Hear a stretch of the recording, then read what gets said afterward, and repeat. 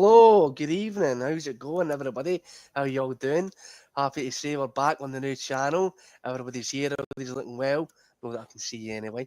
But happy to say I'm here doing a wee episode of, was it Tic Talking? That's the new slogan we've got going on, the new show name, Phil. TikToking. All the kids are TikToking these days, so I figured we might as well try and be cool like all the kids and TikTok as well. Tic Talking on a Tuesday, I like it. Right, so we've got a wee bit to get covered today, but before we get stuck into all that, please don't forget, guys, down below, hit the subscribe button. Obviously, we're on the new now, so any traction, any comments, any likes, any shares, all the traction, we do appreciate all of it. Also, if you want to tell your people about it, people who maybe who are fans of the old Boys of Us shows and maybe want some more content, give them a shout, let them know that we're here doing our stuff again. So I'm delighted to say tonight I am joined by my co-hosts, Big Phil McGinley, the Oracle, and Mick, who've not seen each other in a long time. How you doing tonight, gents? How you doing, Phil? Oh, good, mate. Absolutely fantastic. Good to see the two of you, and good to see you as well, Mick. It's been also you and I have been on too. I know it's been a good 2 months, Phil, hasn't it? Being from last season, maybe maybe last summer. No, in January. Once it was on in January, maybe. It might be something as far back as that, aye. Would have been, But no, good to see both of you as well. It's been a while, so it'll be good to get this stuff. Well, you've got a lot to get our teeth into tonight, gentlemen, because there's quite a bit of news to get through, a couple of stories, we debates here and there they can talk about. So, first thing on the sheet tonight, we have officially signed Callum Osmond from Fulham B team technically. So, he's came in, he's signed on a 4-year deal. I'll just rhyme off some of his stats, and I've got them written down. He had 16 goals altogether from 28 games in Premier League 2, plus 7 assists. He scored at the Wales under-17 level. He hasn't been capped for any higher levels than that. Under-18s, he had 16 goals, 5 assists. All in all, he had about 73 games, 43 goals scored. So, Phil, the question I put to you is Callum Osmond coming in to battle for the jersey with Adam Eder to be, a possible starting striker for Celtic? Or is he coming in, like we're saying, from the maybe lack of first team experience that he has, to come in and be somewhat of an understudy? Well, what's your take on that and take on the signing overall? First of all, the sign overall, based on pretty much nothing, because none of us can sit here and say we've seen him play. I'm really excited about it. There's something intriguing about this one. I know that that we can't really compare it to Moussa Dembele or anything like that, but obviously the last Fulham striker we did sign didn't do too bad. But I guess a better comparison is probably the Jeremy Frimpong thing, because Frimpong didn't play any senior minutes in the Premier League for Manchester City, and he turned out to be all right. So there is an intrigue about this, and especially with the recent changes in the scouting structure with Paul Tisdale getting involved. Obviously, you'll have a lot of contacts down in England. I'd like to think this is where this one came from. The boy did get offered a new deal at Fulham, which he knocked back in order to come to us. So it tells me he's definitely not coming up here to play in the fifth tier of Scottish football against part-time players and big cloggers and guys that used to be pro. He's coming up here to be in and around the first team, like the story said when he first it was announced he was coming. And I feel like I don't think he'll be first team right away, but yeah, I think he'll get some chances here and there. It's just about when he does get the opportunity, Conor, to take it. He's got to take it with both hands, essentially. Yeah, I agree with that. So, Mick, this signing to me, it seems on the surface level, seems very low risk, very high reward potentially on the back end of it. Seeing he's coming in basically on a free, all we've had to do is pay a development fee to Fulham. I'm wondering what's your take on it? Are you enthused by this? Do you feel like Celtic should have been going for a bigger name right off the cuff? Should they have been trying to get somebody like, obviously there's no chance to get them out, but somebody like Matthias Kvistgarten, someone to come in and make that kind of statement signing? Or are you quite happy with this as it's going now? No, pardon me. I still think we should be going for that kind of statement signing. To be honest, we've got a Champions League qualifier at end of August. Yeah. So I think there's still time. We need to be pushing to make a move like that, because, well, this is nothing against Osmond. I actually think he looks really good, and I can share Phil's enthusiasm. But again, we're going off YouTube clips here, really. But whatever I've seen of him, I think he does look a good prospect, and he could be someone that comes into the squad. Maybe the third choice striker, with a view to perform well in training, take his chance when it comes. But I still think we need to push on and get a not so much a big name, but a proven striker that can come in and play first team ready, hit the ground running and get goals. I think Osmond could be that in time as well, but he's not going to do that right away. And we've got qualifiers to play in August, and we need to step up from that last season. Again, the end should be this season is to push on in Europe. We go further than we did last season, so I still think we should be going for bigger signings between now and end of August. But and the Osmond deal alone, I'm quite confused, but I think it could turn out good. But we should be going for players that are first team ready as well. I think that's what we still should be doing. By the looks of it, on the surface things, Phil, the signings so far have been very relatively on the cheaper end of the spectrum, and it's maybe kind of became apparent to me that for some reason Celtic have all these millions in the bank. We're aware of it. You know, the financial figures are released year upon year. We're very, very healthy. It just came out in that list recently that Celtic are one of the best run clubs in world football. You know, financially as well. Do you think there's a particular reason as to why Celtic are going for these kind of, not in a derogatory term, but kind of bargain basement type signings? There's a reason why they're on the cheaper end of the spectrum as of yet? Are they you know, giving us little, you know, we you know, starters are now before they get up to the main course? Like, what's happening? It's a bit, it's hard to really gauge. The majority, my opinion on this would be the model has worked for so long now that they just stick to it. And it has, I mean, you probably say on the balance, has it been a success overall, this player trading model that they talk about where, you know, buy low, sell big? And you'd say over the course of it since, when would this, I'd say this really probably began in the sort of Ronnie Dyler era. I think Lennon's first term was maybe the last sort of hurrah for when we would go out and sign guys that were in their late 20s, 30s and whatnot, with not much in the way of sell-on value. I think somewhere in the Dyler era, and it's probably down to the fact that Rangers were nowhere to be seen. They were down in the lower division, so we could afford to change it up a wee bit. We obviously exploited, if exploited is even the right word, but we definitely utilised the City group link for all it was worth during that era as well.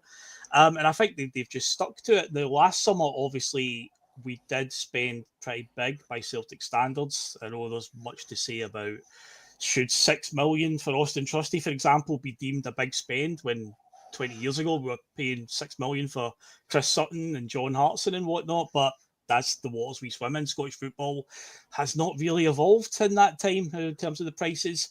So the board looking at it last summer where, you know, we did spend big, and plenty of fans are quick to point out that Engels and Trusty and Adam Eder haven't quite, you know, not hit the ground, but just not really lived up to the price tag at the moment. Are they still happy to just keep going low risk?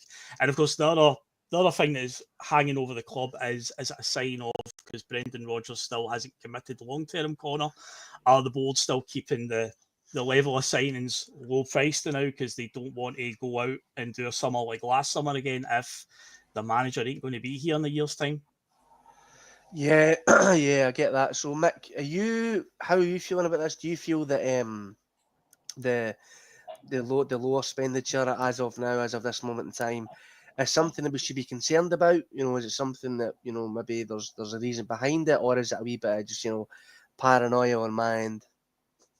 No, it's definitely not paranoia, Conor. So I've got the same concerns myself, but I think what's important as well, though, to remember, tail end of last season, our bench was threadbare, to say the least, and it was seriously lacking. Like I say, for example, I know the obvious one as well as Kyogo, started playing wide up front. We looked at our bench sometimes and, like, we've got nobody who can come on and change the game here, like either for a wide position or in midfield. So I think it's important to, like, beef up the squad as well, give us options even from the bench. So that's important. I think we had to do that as well. So that comes in the shape of, like, these kind of, I hate to say the word project, but they are essentially project signings, let's be honest. But even if it gives us numbers, the chance that a couple of them could come on and prove themselves, and I'm all for that. But like I say, I still stand back. We need 3 or 4 first and ready players. Absolutely over the moon that KT's back, that's a given. And I think Negrin, what I've seen of him, I think he'll come in and be really good as well. He's a first time player, so but I still think we need another couple off the back of that. So again, I'm not against these signings, like, on the whole, just in the context of things. If I come in to beef up the squad, the good potential. They might come on, might push on the course of the season. I've got no problem with that. But again, the first option should always be going the season stronger than we were last season. That's what we still need to do. I'm not convinced we're stronger last season at the minute, so we'll see how it plays out. I still think we've got time, and Robin, sound kind of petulant moaning about only 4 signings in. It's not even July yet, but well, July now, obviously. But I just think we need to be pushing on and get first team ready players in. That should always be a priority. Then the squad, everyone, by all means, do that as well. But first team improvement is always got to be a priority for me. And I think we're still to prove we're going to do that as well. So we'll see what happens. But I think we need the squad based up anyway. So these guys will hopefully provide that and gives a bit of strength and depth. So we'll see what happens. Yeah, I know you're saying it's only 4 signings as of yet, but his potential in a couple of days going to be the 5th signing of the summer coming in the door, because Celtic are set to sign Alberic's Nagata defender Hayato Inamura, who recently just played his last game a couple of days ago, funnily enough, losing 4-0 in that game. So the articles and the journalists are suggesting that he's already on his way to complete a medical. He may already be here doing it as of yet. We don't know. Stats are he's a left-sided centre-back. He only started playing in the J League last season. He just came through like the university kind of system. This kind of similar one where Rio Hatata came through. And I think he's been a pretty big success story at Celtic. I know some people don't, rate him very highly, or think he's very hot and cold. I think he's he's pretty good. But he had 15 league appearances in the J League, but with his side battling relegation pretty much the entire time. He's 23 years old, 6 foot, and the thing is, I think he potentially could fill in at left back, but he's a left-sided defender. So Phil, what's your take on this signing? Is this something that you're excited about, or is it something, because I've been seeing a lot online saying it's very, very uninspiring as a signing? It's something that like if it happens, it happens, but there's nobody going to be screaming out their windows singing yes, he's signed. So what's your take on it, big man? I am struggling to see what the plan is with this one. Again, I could give them the benefit of the doubt. I'll need to judge him once I see him in a Celtic shirt, but the description of this player, the criteria that he fills, it's like left-sided centre-back. Is that something that we need as a matter of priority right now? Because we've got 2. Is there any talk of Austin Trusty leaving or Liam Scales? It doesn't seem to be the case. So are we going to end up with 3 left-sided centre-backs? Because I know you said there was a story about him maybe filling in a left-back. There's also like a few saying that he's only ever played at centre-back. So again, I don't know what the plan is there. But then you look on the right side, we've got Cameron Carter-Vickers, who arguably is, well, now that KT's back, is probably our best defender, but Carter-Vickers for the last few years, incredible. No doubt when he's in the first team, fans are obviously, they feel a lot safer, but he's injury prone. His injuries have got worse and worse. So then you look at, well, who's the backup for Carter-Vickers who doesn't play? Because now, this coming season, there are 3 plastic pitches in the SPL. We've got Livingston, Kelly, and Falkirk, and we know from guys like Joseph Siminovic in the past, plastic pitches for a guy with bad knees are not a good idea. So is Carter-Vickers going to get bested? So then you're like, well, who's next in line? I personally don't think that Rocky will be here. I think he's gone. Lager Bielka's a lot of talk, he's gone. So what, as I said on Friday night, is it going to be Stevie Welsh? Is Stevie Welsh the next in line for the right-sided centre-back? Because Brendan Rodgers clearly wants to have a right-sided one and a left-sided one. He's not a big fan of 2 right-sided players or 2 left-sided players playing out from the back. So I just feel like, shouldn't we be going for a right-sided centre-back? Shouldn't that be the priority rather than a left-sided one just now? If he is coming in to alternate with, say, Austin Trusty, the only thing I can think of is maybe, just maybe, Liam Scales is going to be an alternative at left-back, because Mick, you might remember this better than me. I'm pretty sure there was a couple of games around about the turn of the year last year. I want to say Kilmarnock in the Scottish Cup. Liam Scales came off the bench and played at left back. It was around about the time that the stories were coming out about Greg Taylor wasn't going to sign a new deal. And I think Brendan was trying to show him some tough love. And I can remember a few games at Celtic Park where Liam Scales came off the bench late on in the game and filled in at left back. So I was like, is that him having a look at? Because I'm also sure that when we signed Liam Scales, he was a left back at Shamrock Rovers. In the year he was up at Aberdeen, I'm sure he played left back as well. So is that what the plan is going to be? Is it going to be Trusty and Inamura as the 2 left centre backs to alternate? and Scales is now going to become an auxiliary left back. Is that maybe the plan here?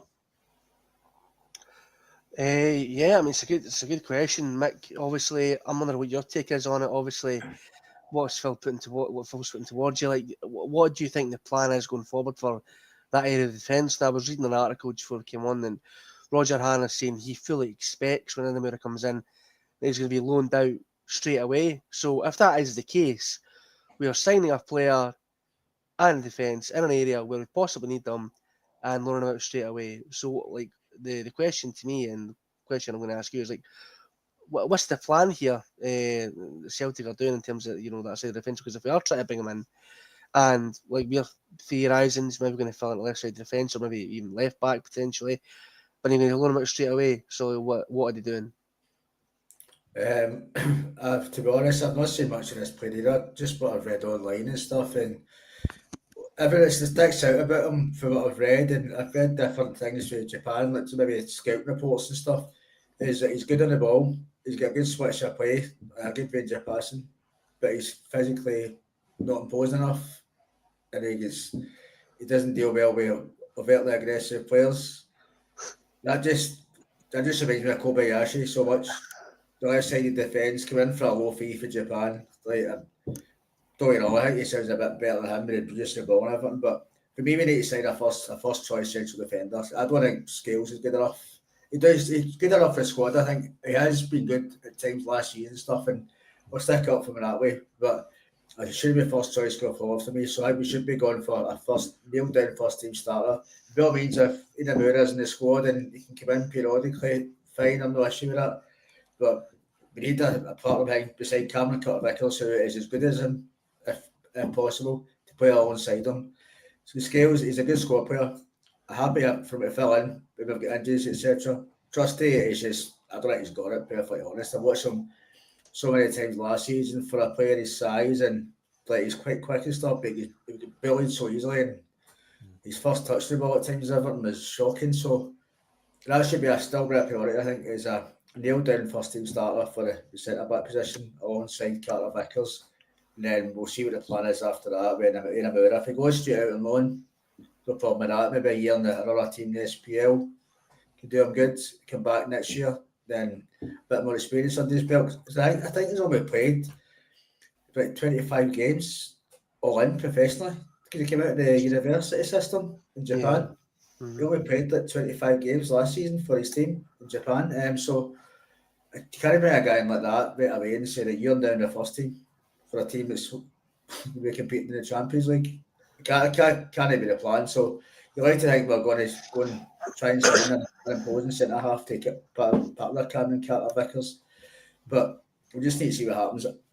Inamura is, to me, is a project signing because he's lacking experience. But no, we'll see what happens with him. Roger's obviously got a plan of some sort for him, so we just need to see how it pans out. Yeah, I mean, I don't even think it was 25 appearances. I think it was only 15 he actually made last season. So it's 10 less games experience, and every game teaches you new things, that old adage. But Phil, we kind of seem to have this weird aversion to signing players who are physically imposing. We always seem to go for ones who are good on the ball, who, good at playing out the back, the Rodgers way, that style. Fair enough. But is there no players out there who are at least maybe a couple of stone heavier, or, a couple of centimetres taller out there we can find? I mean, the market is full of, gems, and like obviously you and Liam are on the Friday night shows, and that he always discusses all the time. There's big imposing players like in Serbia, Bulgaria, where he's has a lot of first-hand experience being there watching that kind of football. Why is it do you think the Celtic just seem allergic to signing physically imposing players, rather than, I understand they want to continue the style of play that Rodgers wants, but surely you can find someone who ticks multiple boxes and not just like the one box. It was the same under Ange before that. It was just like this mantra of the Celtic way. We've got to play this certain style of football. There's nothing wrong with having a big bruiser in the middle of the park that can do a bit of the dirty work, a bit of a ball winner. There's absolutely nothing wrong with that at all. So to me, it's always something that I think's been missing for a while. There has been evidence over the last 5 years or so, going back into when Andrew's here, that games against Rangers, they're happy to mix it up and get a bit dirty against us, and stick a wee tackle in here and there, push us around, rough us up. And to a previous Rogers and the previous manager, Ange Postecoglou, the mantra was always still, we'll just keep playing football around them. That's what we'll just keep doing. We won't go for that. I remember after they beat us in a cup semi-final, it was a game when Lundstrom was allowed to just run riot against us in the middle. Every Celtic fan, me included, we all came away from that going, right, in the summer, we've got to sign a big bruiser, a defensive midfielder to sort them out. And I think the guy who was meant to be that was Abelgard. Remember him? And he was rotten. He was terrible. Never really got a chance anyway. And funny enough, I think Aaron Moy ended up getting more games than Abelgard at the time when he came in. So it was just a really... it's been a glaring hole for me for a while now. I do think there is a place for it. I think every team needs somebody like that, because even on European nights when we're trying to be that little bit more pragmatic and not be as open, you need somebody that can just do the dirty work in the middle of the park. I don't think that's McGregor, Hatate, and definitely not Engels. Bernardo at times we've looked at and said he's got the physical attributes, like he looks like he could do that job, but doesn't really impose himself on games so far from what we've seen. So it's something that I think we could definitely look at. And Mick is right to point out as well about the centre backs like Austin Trusty. He's a big physical looking guy, but he has shown at times he can be very soft in certain situations. I thought that some of the performances the past season against like Bayern Munich away and against Atalanta away, I thought he was fantastic. Balls into the box, he was winning everything.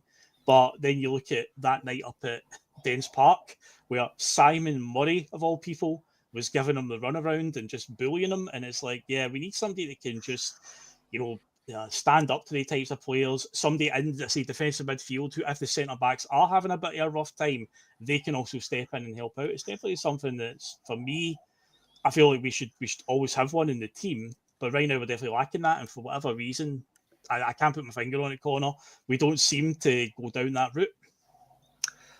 Mick, the whole physical angle is something that our rivals Rangers have used to relatively good success. Not that it won them fuck all, but still, they seem to kind of get the better of us last season, especially in the derbies, using that physical style. Now, you can maybe argue that with Russell Martin coming in, taking, the reins at Rangers, they're maybe not going to be as, rough and rowdy and things like that, but it is a formula that has worked well for them recently. What is it you think that Celtic need to do to kind of combat that? Because it isn't just going to be in the games against Rangers, especially with a team like Livingston coming up. We know exactly what we're going to be in for this season. We are going to get absolutely hacked to bits all over the plastic pitches all season. Teams like Falkirk, they try and play a wee bit of football here and there, but when they're coming up against Celtic, it's going to be a totally different ball game. What do you think is, the answer to this? And I know obviously Phil just gave an answer there, but to me, I feel like we obviously need somebody in the midfield who is like a Scott Brown type, or even somebody similar who was similar to Victor Wanyama, somebody who is physically imposing, but obviously is still very good and tidy on the ball. Do you feel like because there's the question is, do we need to shore up the defence or do we need to shore up the midfield? Which is going to be more beneficial? So I wonder what your answer is on that, mate. What do you think is the kind of path that Celtic need to go with us to try and kind of be a bit more streetwise and kind of combat the dirty bastards that play in this league? Well, that's the thing. I agree with what Phil said. You don't need to be that way as a team, but you definitely need that side to your game, I think, to be able to go that way in certain circumstances and for certain games. So my first priority is still defence, but I agree with Phil here in terms of defensive midfielder. You've got to remember Callum McGregor's still been asked to play a hell of a lot of games. Not near on 60 a season. And obviously picked up Achilles injury towards the end of not last season, but the season before. Mm-hmm. And I think we miss him so much when he's out any period of time. But again, he's not that type of player either. Physically imposing. He's a brilliant at getting the ball and progressing the ball and everything. They play together, but I just think we've got that side to our game. We've had it for a long while, and it's definitely you need a lot of strength to your ball. Obviously, playing different circumstances and different types of games. So definitely more solidity. Defence is still a priority for me. And by all means, if we can go and get a combative midfielder who can play that way as well in certain games, then I'd be all for it. It's definitely a side we've been lacking, I think, because not only against Rangers last season, but we said before, and Phil alluded to it as well, Dens Park were bullied all over the place, so like Simon Murray and a couple of other players. To me, a Celtic team should just never be bullied non-stop, especially in Scottish football. Come up against teams like that in Europe, we might just go outclassed. Okay, that's going to happen, but to drop points and lose games in Scotland because we've been outfought is something to really happen for me, and it needs to be remedied because, like Phil said, it's been a weakness for a couple of seasons now. It's still not even been looked at. So I was definitely, if we can do that over the summer, I think it's needed. But for me, though, I still think we'll get on to potential signings I want to see, but perfect foil for it would be Lennon Miller for me, Motherwell. I think if we don't try, at least try for him, and I can see it being one we're going to regret for a good few years because he's got that side to his game as well. He's a big tall player, he's strong, and he's got that kind of quality in the ball as well. So got to try and sign the best of Scotland as well. But so combat side of the player, I would definitely defence it if we can, a defensive midfielder. And then by all means we shouldn't be bullied again in the teams of Scotland and in Europe next season, like the way we have been. So if we can remedy it, we definitely need to try anyway. I think the whole Lennon Miller thing is the tap-in of all tap-ins, and you would not like it wouldn't go past you for Celtic to miss it completely and sky or the bar, because like it is, as we've seen recently, like there's been next to no talk in the media about going in for Lennon Miller, but been monitoring whatever. He's not been subjected to any bids. And as we know, he is being watched by a lot of people, even down in England, across Europe. I'd imagine there's a good few clubs in Italy be looking at him because we know the Italian and the Scottish love affair that has been going on recently in terms of football. And, his signing for me was paramount to, Matthias Kvistgaard. And we've missed that boat completely, but we've totally buggered that deal. Lennon Miller is a must for me. If we don't sign Lennon Miller, we could sign whoever the hell we want. Like, we could have a brilliant window. But if we don't sign Lennon Miller by the end of the summer, I'll take it as a personal slap in the face from Celtic because it is genuinely, it's right there on a plate. The boy grew up supporting Celtic. He's been banging in goals. There was a couple of Scotland, friendlies there. And he was, one of the only highlights of those friendlies when he was coming on, getting his minutes, making his Scotland debuts. And it is just something that is, the Celtic are just so blind, to shit this right in front of them. And, it wouldn't surprise me for us just to completely, take a swing and a miss to try and secure him. They can almost guarantee that Motherwell will probably ask for about maybe £6 to £7 million, and Celtic will go right in there with like maybe a £5 million bid because it's just what they do. We've seen there's a story came out recently. Obviously, we've been trying to pursue that Michel-Ange Balakwisha from Royal Antwerp. Seems like a very good player, another winger, which we could always be doing with, especially with guys like Jota out, and obviously now it looks like Yang could be potentially on his way out. He's potentially being looked at by Legia Warsaw, among other clubs. Celtic apparently, and I think as Royal Antwerp desperately need money. They need a massive injection of cash because they're really struggling financially now, Phil. It looks like Celtic have went in again with a low ball offer. I think they're wanting between like £6 to £7 million, and I think Celtic have put in a £4.5 million bid. Now, does that surprise you at all, or are you just rolling your eyes? You're like same old, same old. This one's came up a few times. I've tried to look at the bigger picture here, do the old devil's advocate thing, because again, last summer Celtic did spend pretty big, and a lot of the same fans that are going in two-footed on the club for haggling are also some of the same ones that will tell you Abbott Engels is pish and whatnot. So the club are obviously trying to bring his price down so they don't, if it doesn't work out, they don't get stung too badly. The thing that did worry me, though, I say to the caveat to it was, you've scouted this boy for a while. They've scouted him for, well over a year now, because he's came up now in 2 windows, I think his name's been there. If Celtic have now got concerns over his injury record, then it just shows me that their due diligence hasn't been done that well. What they'll probably be looking to do, this is just be theorising, is they'll want to bring the asking price down a bit with a clause probably in the contract of if the player plays X amount of games, then we'll pay the extra because they've also got their reservations. But yeah, the fact that they've been scouting them for well over a year and now they're coming back and saying, yeah, we are interested, but can you just, we're a bit worried about his injury record. Can you bring the price down a little bit? It's like, I mean, you kind of should have known that, and if it's a case of you're concerned, then you just walk away. So I did do a Regan on Friday night, and I did predict that he will be a Celtic player by the end of the window, but this will drag out, I think, like Adam Ida last season to the very last week of the window, probably. I just feel like it's going to be one of the ones where we're going to try and haggle, get the price down and whatnot, and I think he will be a Celtic player, but yeah, we will make sure that we squeeze every little penny out of that deal, Conor, that we can. Get as much value as we can for it. Yeah, I mean, they wouldn't put it past us. Speaking of, squeezing pennies out of every crevice where you can, Mick, there has been discussions recently online about certain paywalls that have been introduced by Celtic. If you have been trying to get any insight into the recent, Celtic signings, if you've been watching their interviews, good luck, because you're now having to fucking pay for it. Because it looks like Celtic are only putting out tiny little snippet clips on their social media, whereas previously it was like a full 5-minute long interview. Jerry McCulloch would sit down with the players and ask them, the same 5 questions that he asked all of them.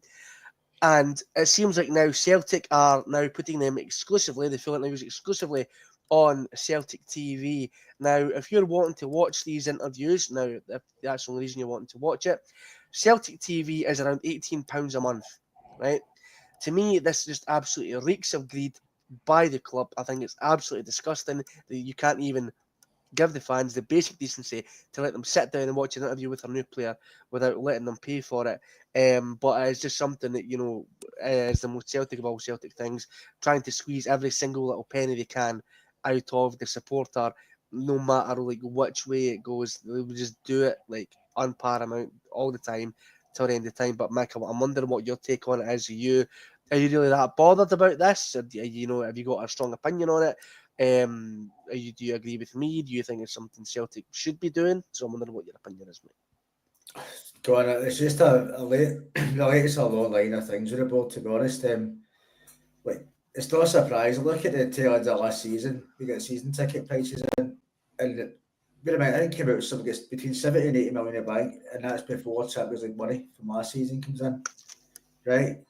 The season ticket prices came up when it went up. They went up again above inflation rate. I think inflation rate was at 2.5%. The season tickets went up 5%. So there's just absolutely no need for it. And the reasons I've heard of from it is because they'll have to pay people in the club the living wage now, and was it rates that went up, etc.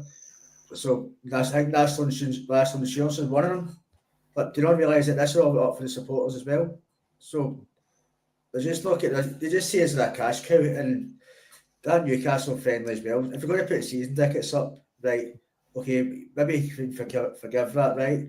But then to charge £25 for this Newcastle friendly as well, it's just ridiculous. So this thing with the interviews being behind a paywall, it just sums up what they are for me. They see the fans as cash cows, and that's what we are. I mean, there's been so many instances of it, and it's just the latest along line of things, to be honest, and that's all we are to them. Just squeeze every penny out of us all the time. I mean, nothing ever back from. So, that's a surprise for me. That's the worst thing about it. It's just the latest along line things. Does it mean a lot to me? Like, is it one-off behind paywalls? Not really, because I wouldn't watch them anyway. But it's just the latest along line of things for them. Just the board have got nothing in common with their fans. They never have. So it's not even a surprise to me, to be honest. As you say, Conor, it's the same 5 questions from Jerry McCulloch. I've not seen any of the snippets for the one from Osmond, but I'm going to assume the first question, I said this on Friday night about Negrin. The first question was probably, when were you first made aware of the interest? The second question would have been, there's been a history of players coming from Fulham to Celtic. Did you reach out to any of them, or did you take any inspiration from them? And you'll ask them, what type of player are you? And there's 2 other ones that escape my mind, but the same 5 or 6 formulaic questions every time, and it's like, are you really charging us for this? Really? Yeah. I mean, it is just absolute shit by the club. I mean, Phil, I personally think that we are now living in a time where the board is the most detached it has ever been from the Celtic support. widely. I think going from everything to financially to politically, the two are just so at opposite ends of the spectrum with each other that I think that, you would almost think they were a board for a different kind of club, the way that they do act. Now, obviously, they've had their successes financially and with the success domestically, but obviously they can't take the kudos for that. To be totally frank, they managed to get the money in, but it's only after the managers and the scouts have brought in these players to sell them on for such high fees. It's only because the managers and the players have gotten us to the Champions League, winning trophies, winning league titles, playing qualifiers, stuff like that. So, Phil, I do wonder what your opinion is on this. I mean, what why the fuck would you pay £18 a month to sit and ask, oh, did you listen to did you go and speak to Henrik Larsson? Did you go speak to Musa Dembele when he was at Fulham? Did you hear for Rio Hatate when, did you go to were you fucking college roommate, before you started playing together?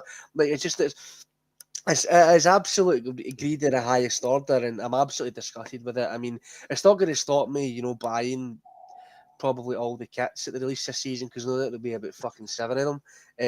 Even going to buy that new one that came out last week?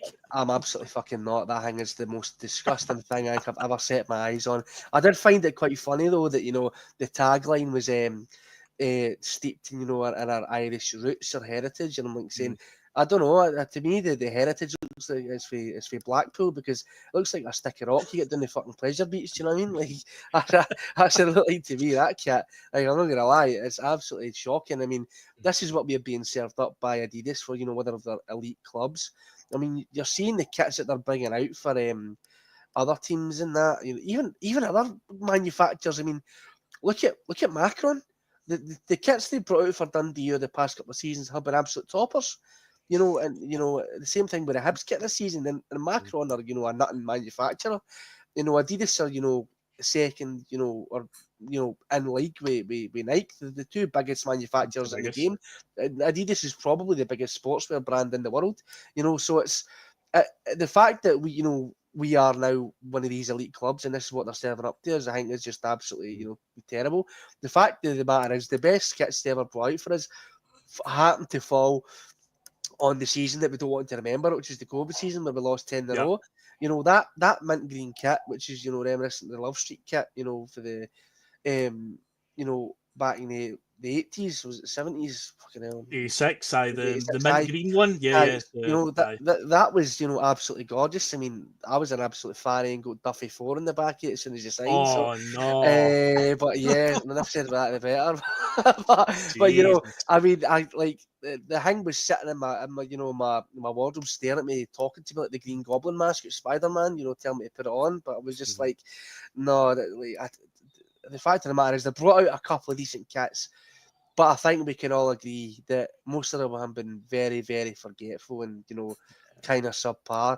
And the fact of the matter is, the prices are going up and up and up. If you're wanting a player issue kit, you're having to pay £120 for that. If we're talking about greed, you know what I mean?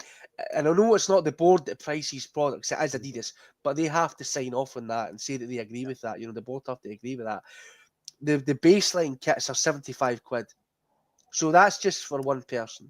Say you've got a family, you've got kids, you've got birthdays coming up, Christmases, whatever. You're gonna have to shelve out hundreds. And we're living in a cost of living crisis. Wages don't reflect the prices that people have to pay for things now. People can barely afford to put fuel in their cars and heat their homes in the winter. And it's absolutely disgusting, and such a detachment from the way that the world is now. And that's why, like, I didn't buy a lot of the kits until last season, until they went on sale, because I'm refusing to pay the price. Like I said in the chat the other night, I was like, I'm not paying the money for that product because it looks terrible and it's a ridiculous price.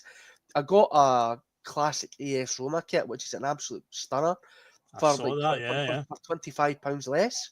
Do you know what I mean? And they're saying, and that and I think Roma charge must be about like €90 or something like that for their base home kits, and they're selling that for an absolute bargain. So you know, it's to me, it's just the world we live in now. You know, where the rich just continue to try and further their riches and bleed the common man dry. And you know, I'm absolutely like sick of it, and I'm sick of the way the world is right now. You know, we're living in, you know, a time where, you know, America's basically got its own version of the Gestapo, pulling innocent people off the streets. You That's know, one way of putting it. Aye, you know, definitely. I mean, it's fascism, mate. You know, people pulling people off the street and that, and you know, in Yep. vans because they've got fucking memes of the vice president on their phone. I'm like, the world is absolutely fucked now. And you know that Aye. the fact that Celtic are charging £75 for a stick of rock in the store is, you know, is that you can wear on your It's like a body. rock fit, is that what we're going to call it? Stick of rock. As you know, that's just, you know, topped it all off for me with my delusions, the way the world is going right now. But moving on. So, Phil, that's 4, possibly 5 signings in before the 4th of July. Now, historically, we as a support, and me, obviously, it happens year upon year. I'm always ranting and raving about how slow Celtic are at getting off the mark with signings. I'm saying Aberdeen have signed 4 players, Rangers have signed 3 players, Hibs have signed 6. Where's our players? Why can't we get off the mark to a good start and bring players in the door right off the bat, get them in, doing a pre-season when we want them and not bringing them into the arse end of the table, dragging these deals out for as long as possible to try and squeeze every penny they can out of these deals? Are we seeing potentially a new side to Celtic and getting business done? Or is this, you know, a flash in the pan? Can we expect it to just go back to the way it was before, like maybe in the winter transfer window? Or is this going to be kind of like I remember under Ange, obviously we brought in players like boom, boom, boom, really quick, and then as soon as, you know, it was maybe his second season, or as soon as he left and Rodgers came back in, it went back to the same old, you know, slow as treacle, like getting players in over the line. So what do you think, mate? I think for next summer, I think the reason we're doing it this summer is the Champions League qualifier. This is huge. We can't leave it all to the last week, and if we do qualify, which we've done in the past, we need to get away from that. So I think this season it's been based on, you know, that'll be here soon enough. Before you know it, it will be the end of August, and that game will be here, and it will not be an easy one, even if we are seeded, which I believe we now officially are. I know there was a bit of in the run-in there was a couple of teams that we needed to lose the league title. I think Dynamo Zagreb, a couple others, against us seeded, which I think now means that we play the second game at home, which could be a good thing. We know what Celtic Park's been like in European nights in recent years. It's not been the fortress it once was. So we can't afford to mess around. So we do need to start getting these players in quickly, get them out with the team in the pre-season. We saw last summer guys like how Nicholas Kuhn, how they benefited from, you know, he came in the January window, didn't really do much, had an unbelievable pre-season, continued that through for the first half of the season at least. So we do need to get them in. And so I think because now the way the coefficient is, I think we're going to be playing qualifiers for the next few years at the very least to get into the Champions League. And it's such a big thing now with the revamp, the bigger prize money, the new format. Celtic don't want to be on the outside looking in, so they can't afford to go back to their old ways every summer. And just the January window, if it would revert back, it'll all depend on where the league title race is at that point in time. Because again, we've seen with our board, they are reactive, not proactive at times in relation to what Rangers are doing. So if we have a great first half of the season, if we find ourselves a good few points ahead, beat them in the New Year derby at Celtic Park, then that might affect things, what we do in the January window. We really shouldn't be that way. It should be always, you're in a position of strength, improve from a position of strength.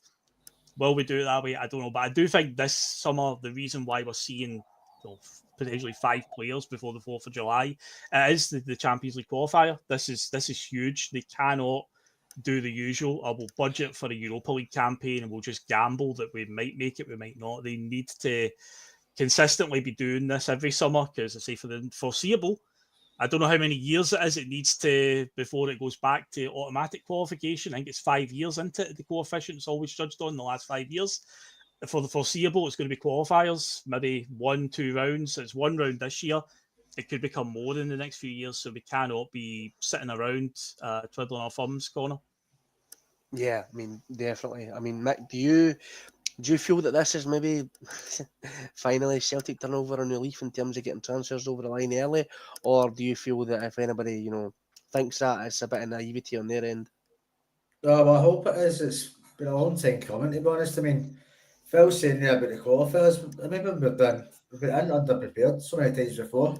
Like Rodgers the first term of it in, but we taught at centre back and stuff like that with qualifiers. So you talk lessons have been learned by missing it in Champions League those years and the lost revenue we could have had. But I'm quite happy in a minute. But as we do need to push on and get more first team ready players. Whether that happens, I'm hopeful, but we just need to see. I think we definitely will. Champions League qualifiers at the end of August, so we'll know in the next couple of weeks how serious we are about that. I think really. Yeah, I mean, God willing that we actually do get the finger out and actually sign some proven quality. But my suspicions are that will drag itself out until the final deadline. At midnight on the last day, and we'll maybe finally get Balaquish in the door along with a couple of other maybe loans or something like that. But wouldn't surprise me. But yeah, so moving on, Phil, there has been a debate raging the last couple of days. Obviously, Celtic are kind of known for this slogan. It is repeated, on the tannoy at the start of every game, every home match, that Celtic is a club open to all.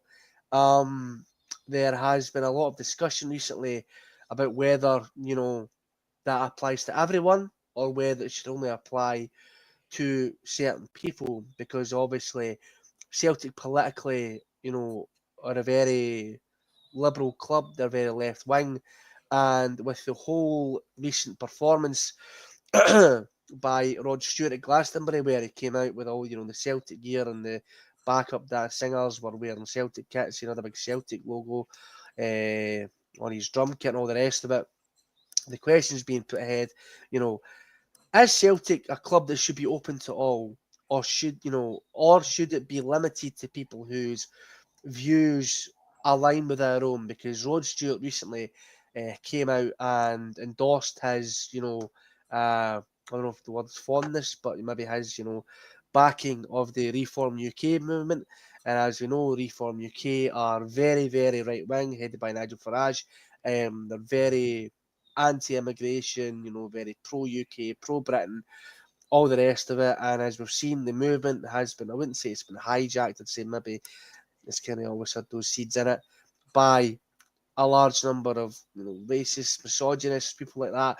And the fact that Rod Stewart, well-known massive Celtic fan, is endorsing his affinity for this political movement. A lot of Celtic fans online are saying that Rod Stewart is a fraud. He shouldn't be allowed to set foot anywhere near Celtic Park. He's totally at odds with what majority of the support stand for, and that it should be kibossed. We should renounce any relationship we have with Rod and all the rest of it. I'm just curious what your view is on it, because I have my views and I'll get on to them in a wee while. But obviously I'm wondering what your take is on this situation. This is quite a topic to bring up, but hey, fair play. We'll have a chat about it. So, should the club be open? Oh, of course it should. Yeah, I think everyone's allowed an opinion on whatnot. I don't need to necessarily agree with somebody. I mean, I know myself what I would vote when it comes to elections and whatnot. If somebody doesn't vote the same as me, and so be it. I think when it comes to somebody like Rod Stewart, who, let's keep in mind, lives in Los Angeles and is 80 years old and has made a shit ton of money and done a lot in his career, I'd say it's safe to say he's a bit out of touch with life over in this side of the Atlantic. So, yeah, it's not the first time he's said something of that nature. I think he'd also said something about the Conservatives not too long ago, backing them. But yeah, that didn't really surprise me. But ultimately, yes, there is the argument for, does he do a lot to promote Celtic? Yeah, he certainly does. I was quite annoyed though that I saw the clips from Glastonbury and it seemed like the kits that he had for the women that were dancing around him were fakes. Somebody spotted that there was one from 2 years ago, the reptilian one, we call it, the reptilian design. Somebody spotted that the venting under it was like totally different from the design that we had, and they're like, they a bunch of DHK rip-offs that they were wearing? So that was quite could even get the most recent kit and get actual proper ones. But he does do a lot to promote Celtic, and my opinion is, like, when I go to the football, I'm going to watch the football. People will say if they vote something different for me or whatnot, then by all means, that's their gift. I'm not going to argue with them if that's their belief. I don't need to get on with them or whatnot. I think Rod's just very out of touch. I think maybe he should just read the room a wee bit, because in the day, if he's been a Celtic fan all his life, he does surely know what the club stands for. Maybe it's just a case of just don't say too much, Rod, if that's what you want to vote. I mean, most of our board, we talk about what they vote. We know what, most of the Tory board, we know what they are. But yeah, you should just maybe read the room a wee bit. If that's his opinion, then so be it. So I'm not going to tell him that he's wrong in the sense that, if that's his opinion, he wants to stick to it. I've got my opinions on things. If it's the opposite of him, so be it. But yeah, it's really opened up a can of worms in the last few days about club open to all, and I think the reality is, Conor, at all ends of the fan base, from the young generation to the old generation, there are a lot of different views. All you've got to do to get a picture is go on Celtic's Twitter account and say they've tweeted something about Pride Month, something like that, and read the replies. There will be a lot in there that will be against that. And then you see what happened the other day with Rod Stewart's comments. Again, a lot of people who are against that, but you see ones on, say, the older generation who are like, but he does a lot for Celtic. So everyone's just basically going to have to agree to disagree. That's I gave you a long answer to just come to the conclusion. It's just the way, just need to agree to disagree. People have got different opinions. They shouldn't be exiled from the club and whatnot for it. Just don't agree with them and don't engage with them in that case. Yeah, I can see your point. Obviously, my opinion on it is slightly different. I mean, obviously, Rod Stewart's not out here, bigging up, anti-immigration stuff like that. I think the more so the fact of the matter is, I think he's probably more so going to vote right wing because it's kind of a way to protect his cash, because that's kind of what the right wingers are all about. They're about keeping the rich rich. I don't think he's really into the politics and all that kind of thing. But maybe besides, he could have maybe kept these opinions to himself about that, because obviously a large majority of the Celtic support are not going to agree with those takes. The question I'll put to you, Mick, is obviously the club open to all slogans, obviously, something we want to live by, and I'd agree that most people should be allowed, no matter what their views are and what their political stances are, should be allowed into Celtic Park, should be able to come here and enjoy a game and support the club. But the question I do put to you is how far do you let that go? Should we allow neo-Nazis or KKK members into Celtic Park, if they're wearing a Celtic ticket, I'm saying, but I love the hoops and I love Celtic, and I grew up a Celtic supporter, but they've got a swastika tattoo under their fucking shirt. The question I'm putting to you is, mate, is like, how far do you let this thing go? Is there a level where it should be capped, or is there something where it should just be club open to all, and that means literally everybody? No, well, of course, it's a club open to all. Everybody's welcome to support Celtic. There's never going to be any other way to put it. But again, they've got to respect the club's belief, the how the club was founded, what the club's fans stand for, what like anti-racism, anti-fascism, and like I've got to along that mindset. I think because if you're a fascist or racist, you're basically opposing everything Celtic fans believe in, and everything the club's the support stands for anyway. So by all means, support the team, but for me, fascists and racists should just not be allowed in Celtic Park. It's as simple as that. I don't care if I'm wrong on that, but that's just what I believe anyway. Because it's everything against the fans stand for, and again, how the club was formed. It was formed to support immigrants. And to hear this, Ross Stewart especially, he came out with something supporting Enoch Powell in the 70s and 80s. He said, this place is overcrowded, send all our immigrants home. Everyone, like, how was that club founded? It was founded to support immigrants. We've always been supportive of immigrants, the immigrant population. We have to say stuff like that, and to me, he's not the type of support we want at Celtic, put it that way.